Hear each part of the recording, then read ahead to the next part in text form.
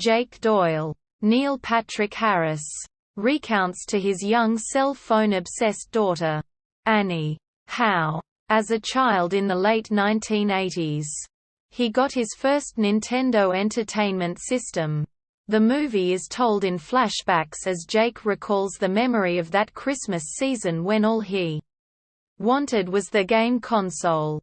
Timothy Keene, the richest kid in the grade, is the only kid in town with the new Nintendo Entertainment System and all the latest accessories. Every day, Jake and his friends gather with the rest of the school outside of Timmy's house, where he chooses 10 kids to play in his basement. Timmy even ends up getting the NES Power Glove, only to discover that the product is a bit of a joke.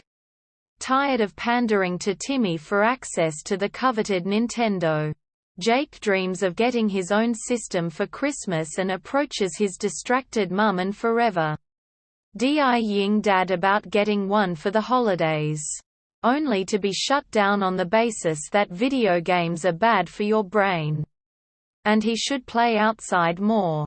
Jake's quest for a Nintendo intensifies after Timmy angrily destroys his TV after losing a game, seriously injuring his family's dog.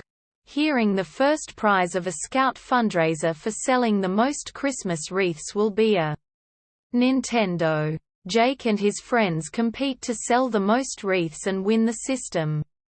Jake endures the humiliation of wearing girl boots, shoveling dog poop, and family shopping trips to the mall.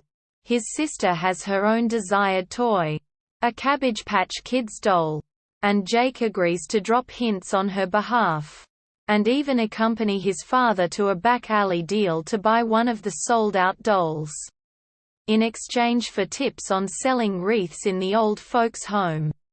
The wreath sales end up being a dead end, after Timmy's father convinced the community to ban video games. The children decide to take matters into their own hands, selling baseball cards, including a rare Bill Ripken card, to pool their money, and buy a system to share. Without a ride to the mall, they concoct an elaborate plan to sneak away during the school field trip to make the purchase. Jake manages to evade parents, who are protesting video games in front of the game store, to buy the Nintendo and run back to the bus, only for the game system to be crushed by the school bus.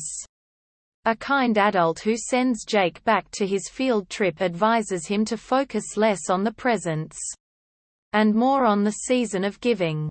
Christmas Day comes, and Jake does not receive a Nintendo. Instead, his father surprises Jake with a backyard tree fort he made himself with a trapdoor, ladders, and lights.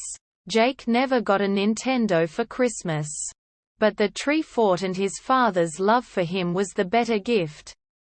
Adult Jake tells his daughter he eventually bought his own Nintendo after working all summer to earn one, and shows her the tree fort, which remains standing, reminiscing about all the good memories made, and the adventures he had because of his father's gift.